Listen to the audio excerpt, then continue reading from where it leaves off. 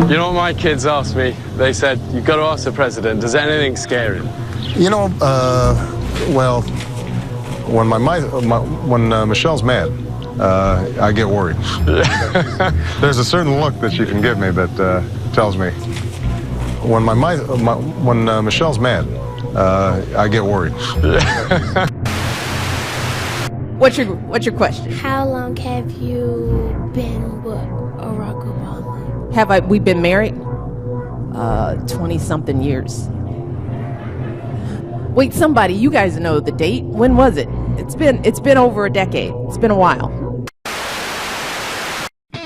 In America, the future is not what somebody else tells us. It's not some artificial barrier that's been constructed. Instead, the future is what we decide it is going to be. That is what America's all about.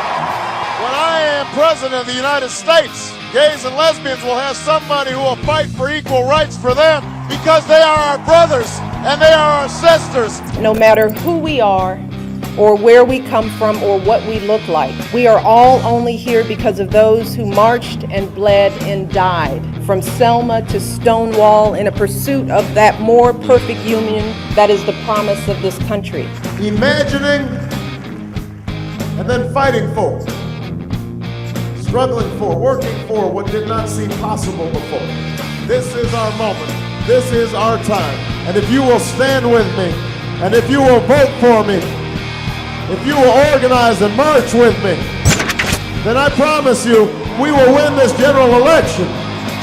And then you and I together, we will change this country and we will change the world. Thank you. Thank you. God bless you.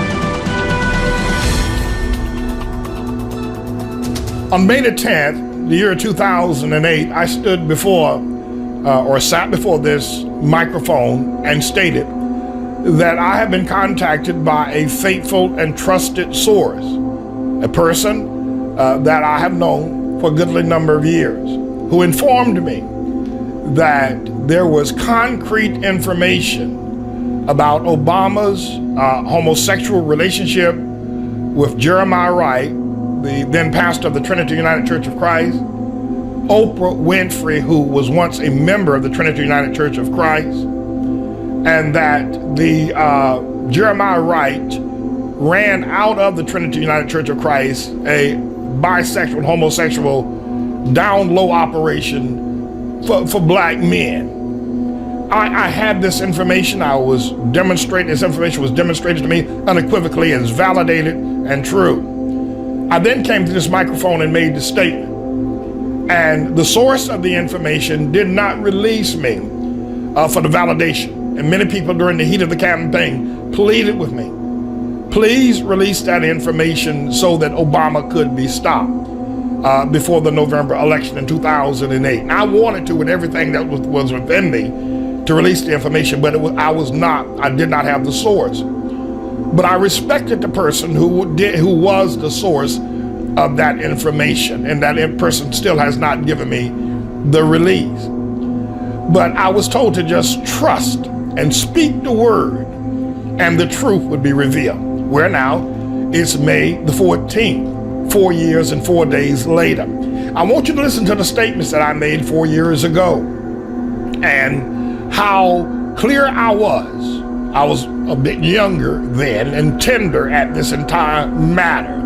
But now that Newsweek is indicating that Obama is the first gay president, in whatever context they are issuing or making that statement, most people are now willing to believe, without my producing the source, that Obama is a bisexual, that he did have sexual relationships with Jeremiah Wright, his pastor. I'm going to ask you to listen to this clip. It runs for about 5 minutes, and you will hear me make that statement 4 years and 4 days ago. The Trinity of Hell. The Reverend Dr. Jeremiah Wright is a closet homosexual. The Senator Barack Hussein Obama is a closet homosexual. The Oprah Winfrey is a suspected lesbian. These three, all members of the Trinity United Church in Chicago, Illinois. The reason why Senator Barack Hussein Obama stayed within the Trinity of Hell for so long, for 20 years, is because of a homosexual relationship with its minister. Senator Barack Hussein Obama is a long-legged pimp. Senator Barack Hussein Obama is supported by a billionaire named George Soros, who founded an organization named MoveOn.org to rescue former President William Jefferson Clinton during his impeachment hearings some time ago. This now organization, a MoveOn organization, has now thrown its ugly left-wing support wholeheartedly behind Barack Hussein Obama, pouring nearly $200 million into the pockets of Barack Hussein Obama. And in advertising to support his candidacy, he spent nearly all of that money with white agencies, white hotels, white businesses, white newspapers. And very little, if any, was spent with black television or black radio. Barack Hussein Obama played and pimped Warren Ballentine, Michael Baisden, Russ Parr, Roland Martin, and Tavis Smiley, just to name a few. They gave it up for free. He pimped nearly all of the black media, gave them no money, but they gave it up for free. I say unto you that they were played by the master player. Throughout the 2008 campaign, I made it clear that I had information that Obama was indeed a homosexual, and that so was Jeremiah Wright. 4 years later, you can see that the light is now beginning to shine on my words. And the decision by the one who has the source and the information was a just one, because as time moves on, we will see that I was completely right and there was no error in my statements regarding Obama and his bisexual, homosexual relationship with both Jeremiah Wright and others within the Trinity United Church of Christ and Larry St. Clair, of which he had a steamy love affair. I'm James David Manning, the truth, the whole truth, and nothing but the truth, even if it takes 4 years and 4 days for it to be seen by all of humanity. Without question, the biggest story of the American political primary season is the allegation made by Larry Sinclair of drugs and oral sex with Barack Obama. The story has been suppressed, as you well know. The Globe, an American tabloid, has come out with its second edition on this story. The headline, Obama Caught Up in Gay Murder Probe. The story just got a lot bigger. Pastor James Manning has come forward and made allegations which back up Larry Sinclair's that Barack Obama is bisexual, homosexual, or gay, whatever your preference. Pastor Manning, thank you for being here. You are making statements here that, again, mirror and echo those of Larry Sinclair. Absolutely. Well, let me say this. My statements are as solid as a rock. And at the opportune time, I will demonstrate them, as I did when I made statements regarding his mother and about himself and his father and what went on in that relationship when they first came together. And I also stated then that I would only make my proof of my statements available at the opportune time for several reasons. One is the Obama campaign is a very shrewd campaign, and they're able to circumvent you. If you put your information out, and if you're not fully protected with it, they know how, that David Axelrod and all that crowd knows exactly how to circumvent.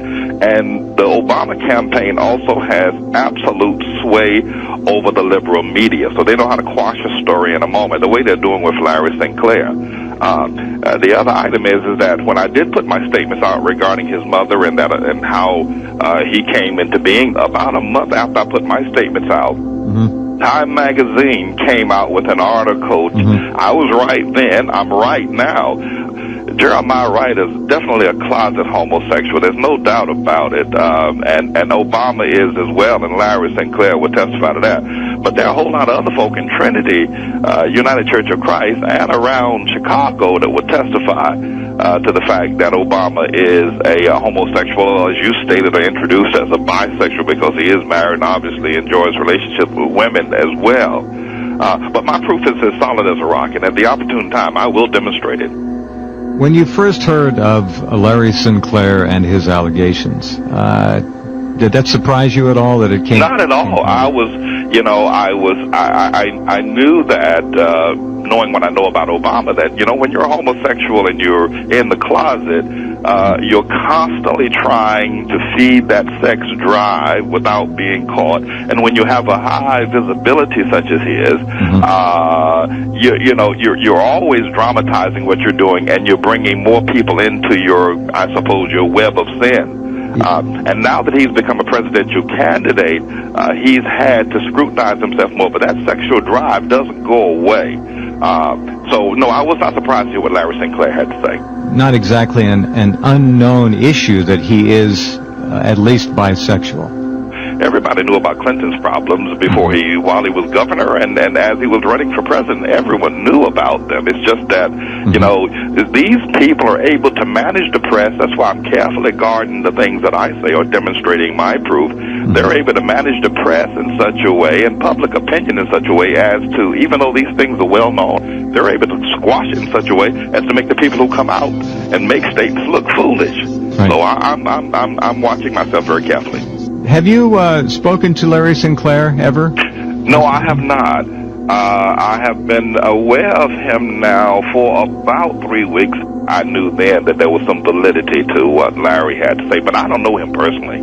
I have no idea who he is. Right. Beyond that, this one person who validated myself and him. Does it surprise you that this has been so completely suppressed, except for the Globe? Now, this has been around for some time on my program and some other media outlets. Well, it doesn't surprise me, though, it's been suppressed. I mean, you're talking about a group of people, not so much Barack himself, but you're talking about a group of people who have found an opening in the American system of democracy and a wedge between all of its problems, a nation coming out of perhaps one of its worst military campaigns, headed towards perhaps its second greatest financial struggle, a country torn asunder with racial strife and a myriad number of problems, and a country crumbling from what it used to be in its heyday, and a group of people who have the opportunity now to seize power, and they already control the media, they control what people think, they control what we listen to, and now have this candidate. So I'm not surprised that this matter is suppressed the way it is. What I am surprised is that Larry Sinclair is still alive. That's what I'm surprised at. That is something that Larry worries about quite a bit, too, his personal safety. He has received, God only knows how many death threats. There certainly is a very powerful cabal interested in electing Barack Obama to the White House. These people certainly, obviously, have their hands on the majority, if not the overwhelming dominance of the American mass media, hence the oblivion status of the story. I think that Larry Sinclair would do very well to go to Washington, D.C. with proper protection to the National Press Club and call for a national press conference and make his statements and allegations right there. Would you, sir, be willing to appear at such a press conference, should there be one? Yes, I would. Without hesitation, I would definitely appear.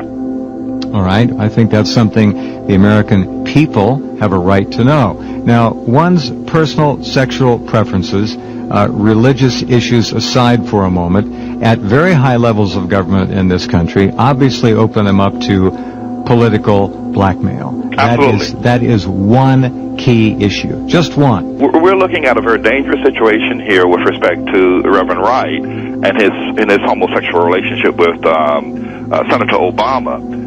And I am afraid that the issues that and the people that are aware of Obama's homosexuality, they're not using it now, but they're not his friend, and he understands that as well. They have been. He's now isolated from Reverend Wright. So blackmail is a high possibility and can certainly sway our nation in the wrong way, and people who we would not think would be pulling strings will certainly be doing so.